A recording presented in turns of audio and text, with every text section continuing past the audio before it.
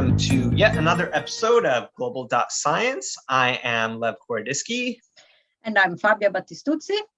So, the inane question for the day today is, have you ever been in an earthquake? Actually, I have. It was a little one, very gentle. Actually, there were a couple. One, I was a little kid in Rome. And you fell out of bed? No, well, almost, but I'm not completely sure if it was actually real or if I just dreamt about it. So that doesn't count. But then I did feel an earthquake when I was in Arizona, and the earthquake was actually far, far away. It was close to San Diego.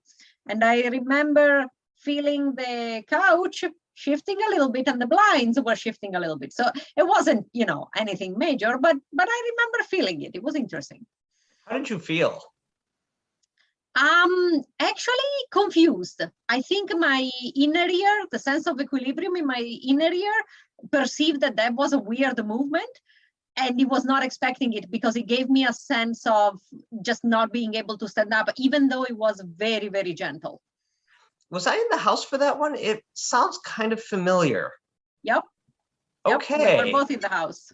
Okay, yes, I forgot about that until you mentioned it, because I did feel one a pretty strong one in Arizona. It originated up near the Sedona region, and I felt the house shake really quickly, and I saw my projector screen wave, and I thought there had been like an explosion on the highway next door. And it took me a while to figure out that it was an earthquake, so it was so fast. But other than that, some of the big ones that I felt recently was when I was working in Indonesia. One woke me up in the middle of the night. And I was hoping the apartment I was in would not collapse because it was new construction. So it was just a gentle one. And I may have been woken up by a few of them. But the ones I remember distinctly was when I was in the Virgin Islands, because that was close to some tectonic boundaries there. And I think there was one I remember that it took me a while to figure out it was an earthquake. The second time, though, I heard my hosts upstairs. They were having a get together with some friends, and I heard one of my hosts yell out "earthquake." I was like, "Earthquake? How does she know?" And I didn't hear anything, but then I felt it. So she heard something, and I think the third time I felt an earthquake, I actually did hear it coming. It sounded like it was coming from all around me, and it was coming from the ground. It was coming from the southeast, and it was approaching. And I think we were actually on a video call at the time. I said, "I think there's an earthquake coming." And do you remember what you told me? No. I think you told me you should get out of the house. And I was like, oh, that's probably a good idea. Oh, well, I'm always full of great advice that you never take. So there you go. Yes, I did get out of the house. It was just a little one, but I was astonished how different each one felt, that it was just sometimes it was a sudden jolt, and that time I could hear the whole ground surrounding me and it approaching me before it kind of passed through me. It was kind of neat. And I think that probably is connected to the fact that, usually stories say that animals can feel earthquakes before they actually happen, probably because they sort of feel these different kinds of vibrations and they get scared by them, and so they move away. That wouldn't be so surprising. I'm wondering if Bali, the house cat, was there lounging completely ignorant to anything, because all he cared about was getting petted. Most likely. Yes. So I think this is a good segue to introduce our guest today, Dr. Maus Reusch. She is the Shake Alert Coordinator for the Pacific Northwest Seismic Network, and she's affiliated with the University of Washington. Now I need to catch my breath because that's a long title. So welcome to the show, Maus. How are you? Good, good. Thank you guys for having me. So, have you ever felt an earthquake? I have, actually. Not as many as most people would think. They feel like if you study earthquakes or you work in seismology, well, you must have grown up along the San Andreas Fault or something exciting and life-changing like that. But I didn't feel an earthquake until 2010, actually.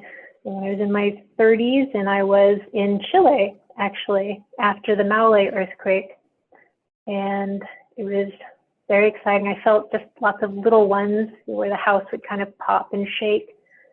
The more exciting event happened when I was in New Zealand on Valentine's Day 2016, which is about 5 years after the very big Christchurch earthquake.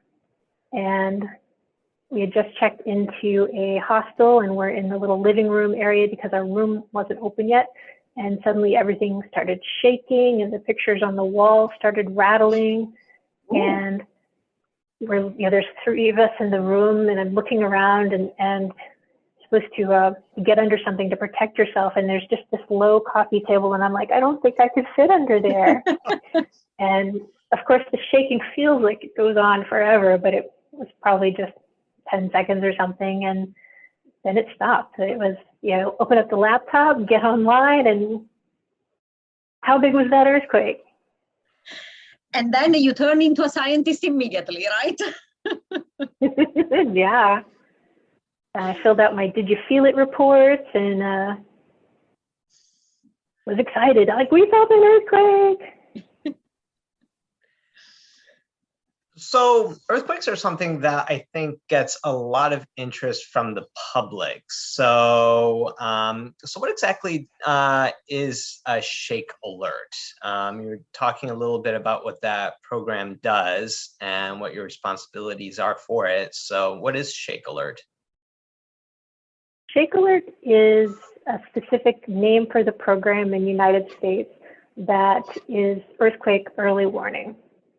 And earthquake early warning itself is just a notification system that they've had they had a version of this in Mexico for a couple decades, and it's going live in other parts of the world also. But basically, an earthquake has started somewhere.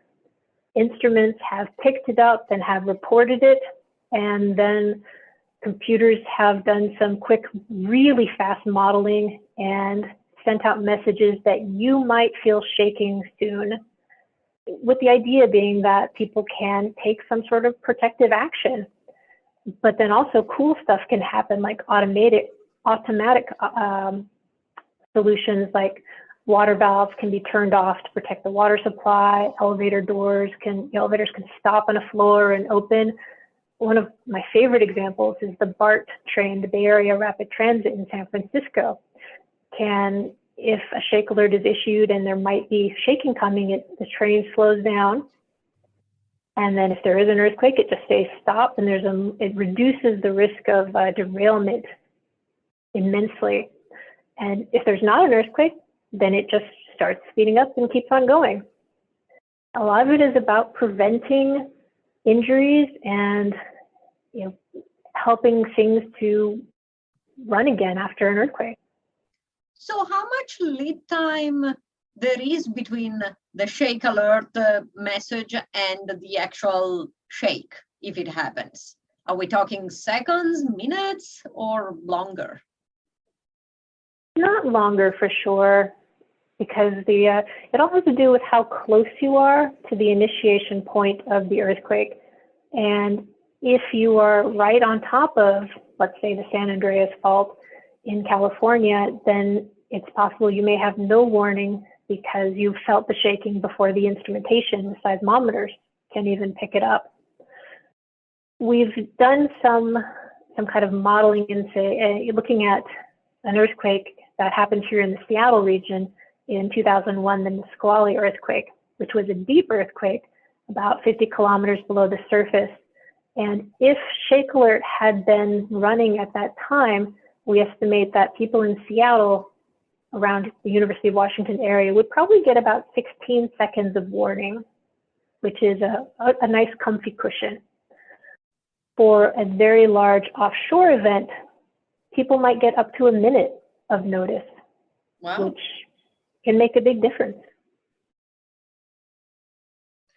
So when you're dealing with the public, are there some common misconceptions that people have about earthquakes? Because you have this early warning system, And I think it's better than it was a few decades ago. With I remember learning as a kid that earthquakes are essentially unpredictable. They're kind of like tornadoes. They just show up randomly and then run for your life, but it's probably already too late. I think the state of the art is slightly better, but have you found that that has percolated the public imagination yet, or not so much? Well, you chose a very interesting analogy there with tornadoes, because while an earthquake can happen absolutely out of the blue, especially if you're near a fault zone, but even away from fault zones, we sometimes have surprise earthquakes. With a tornado, you have to have at least a storm going on, and then with modern weather forecasting technology, they can usually say there's a really good chance that there may be tornadoes. You'll have tornado warning or tornado watches. It might not happen, and it might only hit the house across the street from you and not your house. But I think that's very different from the potential for an earthquake, which, it's people sometimes, the press sometimes ask me, well, when are we going to have the big one? And sometimes I say, oh, tomorrow or 500 years from now. We don't know for sure, and the probability is about the same either way. I think the public they want to be reassured though, and so I think something that we've been struggling with the public these days is trying to let them know that this is not a new technology. We're not predicting earthquakes. So we can't give you 30 minutes, 2 days, next month there's going to be an earthquake. The event has to have already started. And it's just because of having lots of instrumentation out there collecting data. And then thankfully the speed of light, the speed of communications is faster than seismic waves, that information can get the computers and then get out to people's phones or their computers faster than the shaking can, hopefully. But I wish we could predict earthquakes, but we can't. And that brings up an interesting, I think, anecdote, because Fabio, in Italy, there was a case where, was it a city or people sued geologists for not predicting, I think it was the L'Aquila earthquake in the early 2000s. There was a very large earthquake that hit an area in Italy that is prone to earthquake. All of Italy is prone to earthquake just because of the nature of where it is. But this particular area has a history of earthquakes, and a particularly big one happened in the early 2000s and kind of destroyed, basically leveled a few villages, and a bunch of people unfortunately died. And yeah, the geologists were actually accused of basically not having alerted the public that this was going to happen. And we just heard from Maus that is kind of absurd, because things cannot be predicted. Earthquakes cannot be predicted. But yeah, it was a big story, and it had a lot of ripples within the scientific community, within and outside of Italy, because scientists understand that those accusations made no sense, but the public didn't. The public did not understand that. And they thought that, well, geologists that are studying earthquakes, that's their job. How come they didn't do their job? That was the feeling, unfortunately. So Maus, how do you communicate uncertainty? Because uncertainty is a big part of science, and it's especially a big part of earthquake detection, earthquake prediction. And it's something that the public often doesn't understand, where you mentioned that the big one can happen tomorrow, or it can happen 500 years from now, and probability is the same. So how do you deal with communicating that uncertainty so that people understand that there's limits to what we can do? That's really tricky. It's a good question, Lev. And I think one basic tenet to successful, conversations about uncertainty is just honesty and letting the public know that we don't know everything, and then trying to present, well, this is what we do know, and maybe these are the patterns that we can pull from this data, but of course we don't, the history of, with earthquakes specifically, the history of the plates in the San Andreas Fault, for example, is very long, and we only have a very small amount of data from there. So by trying to show honestly kind of the range of the data that we do have, the examples, and for example, the recurrence interval, say, well, yes, it was on average 335 years between megathrust subduction zone events in Cascadia. The interval has gone anywhere from 100 years to 632. And just basically reiterating that, these are our best forecasts. And as I said, being honest about the things that we don't know. And I think that brings up a point that sort of came up, and it kind of keeps coming up when we talk about science communication, is in a sense the importance of trying to ensure that the public understands that it's okay to not know. I mean, ideally, we would love to know everything. We don't. We do the best we can, and we all have to become comfortable with the idea that there are certain things that we cannot know ahead of time, we cannot predict, and is nobody's fault, right? The issue is that in the human reaction when something bad happens is that they want to accuse somebody. Something must be a fault, and sometimes that just doesn't happen, and the public often is not comfortable with that. But it's a reality of everybody's life, I guess. So how do you communicate with which groups do you communicate with that you find most interesting to work with when you communicate these types of hazards? I love actually interacting with anyone in the public because it's just really enjoyable. But some of the best and most thoughtful questions come from any talks that I've done at senior centers or retirement homes, because I think some of it is the knowledge and the memories in people's heads that then they kind of think a little bit more about what I'm saying, and then the questions that they come up with are really thoughtful, sometimes based on their own personal experiences, and sometimes based on just what they have heard from their other family members or from the news. And I find those to be really stimulating conversations. So do you find it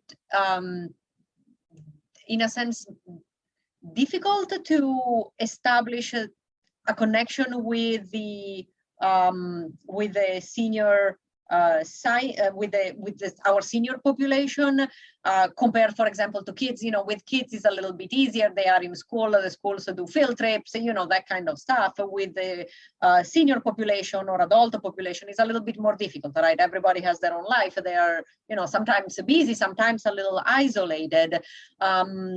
Do you think that, communicating science at the level of something that everybody experiences, like earthquakes, is a good way of sort of engaging with the public? I do. Because I think it's something that affects people, regardless of age, income, sometimes where you live or how you live, and it's kind of like an equalizer. And so I think more people are interested and they want to demystify the unexplainable at times, and we do our best. I will say that perhaps I've been very spoiled in a lot of the talks that I give. People have actually chosen to be there. So it's definitely easier to engage in people when they're there by their own free will. But they always just seem so full of wonderful questions and discussions. Now, you mentioned that you work primarily with people who want to be there and want to learn. Do you ever work with populations that don't show that initiative in learning about these hazards, but that need to know? Do you have mechanisms for working with populations that may not necessarily be engaged in some of these hazards, but really, really need to know about them?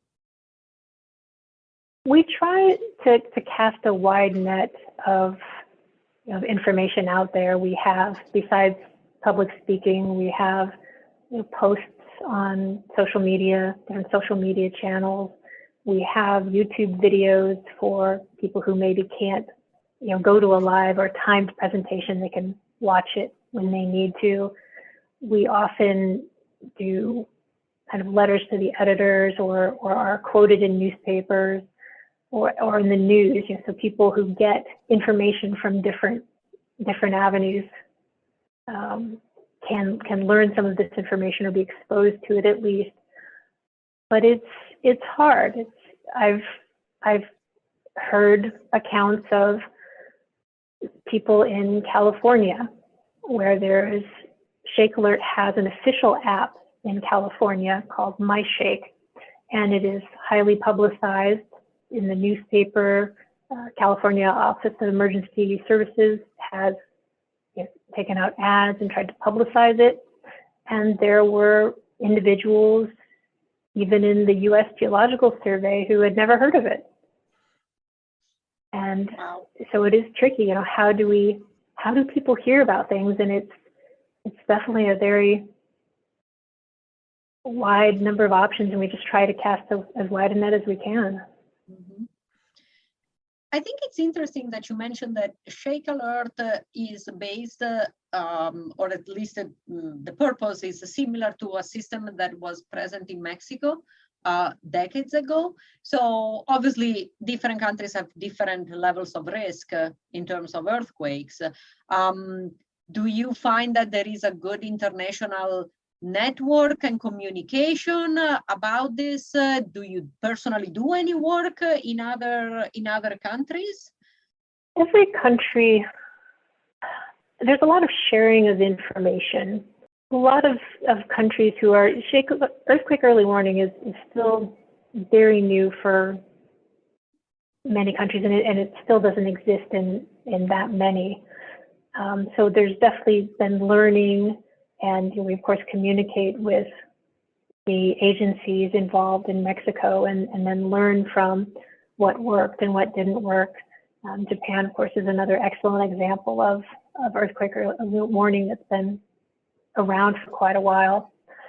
But it's definitely no unified system. That has the potential to change a little bit because Google, with the Android system, has actually built into the operating system earthquake early warning. And it has gone live in several countries already, including the western part of the United States. And so here you have a mechanism that people all over the world have access to that could revolutionize the earthquake early warning. But it's also kind of a new thing, and we're still, us in the Shake Alert who've been around for the years and years of testing and maybe alerts that weren't correct in the test system. And so we're kind of watching the Android system and going, okay, is this going to work? Is this something that can be used more widely and with knowledge that it will be accurate?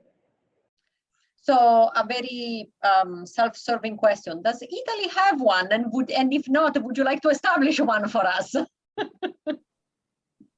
I don't believe Italy has active earthquake early warning. I'm sure they're working on it. And I would definitely love to come to Italy and work on it with you, Fabia. as long as I don't have to drive in Rome. Okay, I'll do the driving. Don't let her do that. Deal. It's terrifying.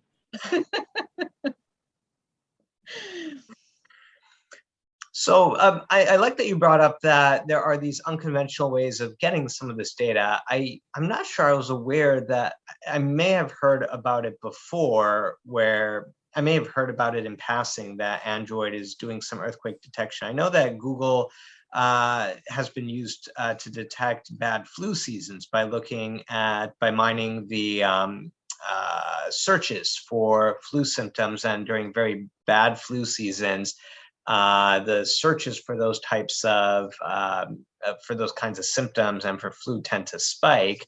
What do you think are the prospects of Google and Android getting it right for earthquake warnings so that it could become this global network? Because we already kind of use phones for traffic detection. Yes, definitely one way to get a whole lot of instrumentation out there in all kinds of places.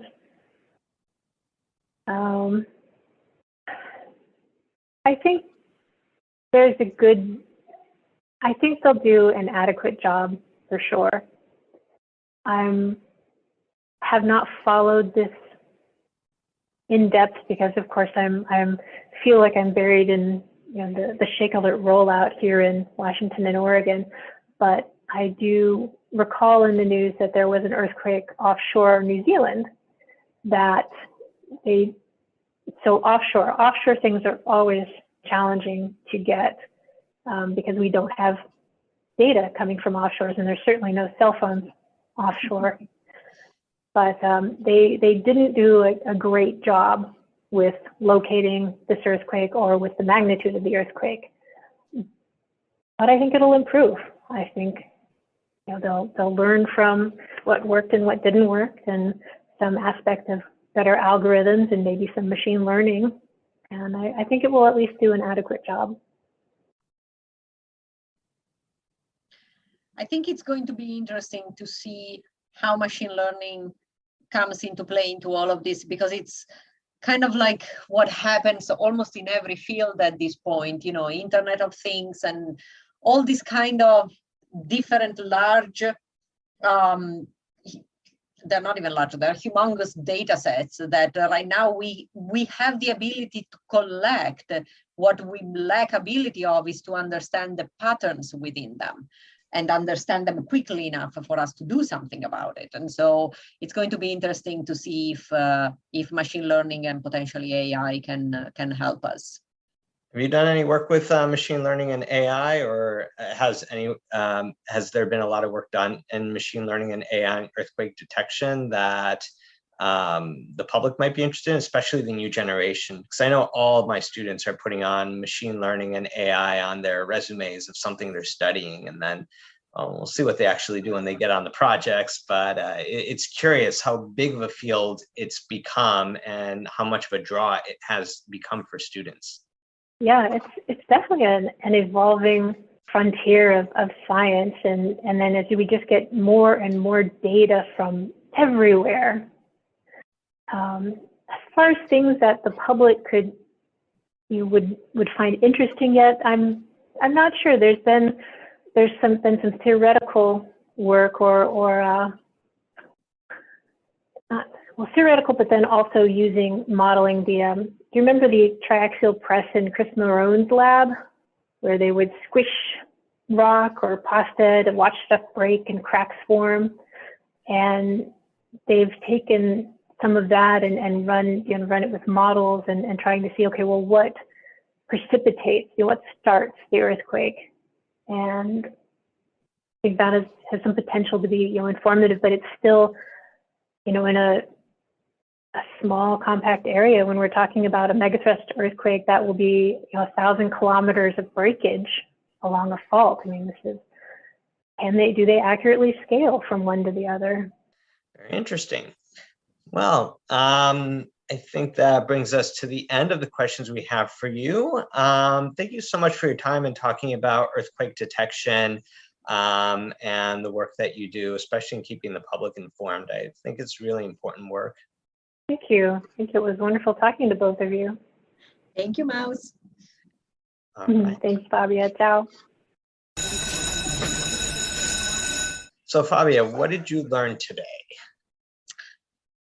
Well, I learned that I think what Mouse does, and everybody who does earthquake detection kind of research is probably much more applicable than what I do in my life. So it's good that there are people that are actually thinking about the well-being of us humans all day long. So, but I think it's curious. I think especially the discussion on uncertainty, because we were having a side conversation in the chat about the L'Aquila earthquake, where what happened, what Moss was filling us in on it in the chat, was that the scientists have said that there will be no earthquake. I'm assuming that it was probably in reaction to people that were afraid of something, and it was trying to give them reassurance that wasn't merited by what happened. So it is a little more complex than they were prosecuted for not predicting the earthquake. But it could have just as easily have happened that it said there's nothing to fear, and there really wouldn't have been anything to fear, but that time there wasn't. So I think I like the discussion that we had on uncertainty, because it's something that the public really isn't comfortable dealing with. We want certainty in everything. We want certainty in making decisions. We want certainty in what's being told to us. And that was especially clear with the pandemic, where a lot of things were uncertain and we needed to make decisions anyway. Yeah, and I think that is, in a sense, a lesson that should really be taught in schools from an early age. Because if you think about it, everything we teach our kids in school, and to a certain extent even at home, is that there is one correct way of doing things, and if you don't do it that way, you are incorrect. And so again, you remain with this, what you get out of that is there is a correct thing out there that I need to figure out what it is. But in some cases, there isn't. There are multiple correct things, or maybe there are no correct things. It's just, we just don't know. And that's something I find I have to spend a lot of time in my college students training them out of, because they often want to know what is the right answer. What answer should I be putting down to get full points? And it's very difficult to, I understand why we do that. We do this training them to tell us what the correct answer is, because back before the internet, we had, there were limited sources of knowledge. And so there wasn't a way to figure out what the consensus was, or to probe the data out there to see what the consensus might be. You need to find the one expert that had the time and the resources to do it, and ask them what the answer was, and they would tell you. But what we really haven't done, and what we haven't adjusted in the last 2 decades, is since the advent of the internet, is training people to deal with uncertainty and to have humility when they come up to new information, and understand that it's always in a state of flux. So, do you have solutions for that? Quick, 5 seconds to fix all of science education. Well, I don't think I have solutions, but I think in part of what could help is talking about it. I think it helps. And also making sure that people realize that there are different levels of conversations that need to happen at different ages. When you have a 6-year-old, sure, you tell them this is how you do things, because the 6-year-old needs to learn very quickly how to cross the street so that they don't get run over. And so they need to know that they need to look left and right, and that is it, and then they can cross, right? There is a correct answer in that case. When you are older, then you can handle more complexity. And so you revise, everything that you were taught, in a sense, has correct or incorrect, and you add the complexity layer of there are nuances. And so I think that's the kind of conversation that would be good to have, which not always our school system, I think, does, because even at the level of undergraduate, they're, like you were saying, they're being told, you answer this, you get full points. You don't answer this, you get fewer points. So where do you think that conversation should start happening? At the undergraduate level or at the high school level? I think at the high school level. Because at the high school level, they can already handle some uncertainty, not everything, of course, but some uncertainty they can for sure. So I think it should happen at the high school and then be reinforced strongly at the undergraduate level, especially as they move across the different years of undergraduate. Yeah, I think about, Bio 101, the first biology course that freshmen take. That is a kind of basic and simple, right? The DNA is a double helix, that's all you ever hear. You get to Bio 400 when you are a senior. Yes, DNA is a double helix, but sometimes it folds as a quadruplex. There are other complexities that come into play. So that's when you bring the difficulties in. Okay, that I did not know. I think that should be another discussion, but it also sounds like we should get a high school teacher in here to have those conversations as well. I think it would be nice to have that perspective, yes. All right, we'll see if we can find someone that I don't call by just their last name because I'm still intimidated by my high school teachers. It's okay. They can't fail you anymore, so you're fine. All right. So I think that is a good place to end. So thank you so much for joining us. We will see you next time. Well, you'll hear us next time. Yes, we will be in touch with our next episode. Yes, we need a better sign off. Bye. Bye.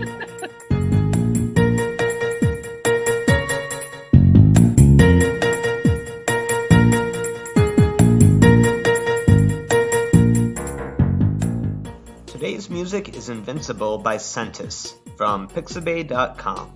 If you want to learn more about the Shake Alert system, visit www.shakealert.org. Global.Science is a production of Science Voices, a U.S. nonprofit. To learn more about our programs and help support them, please visit www.sciencevoices.org.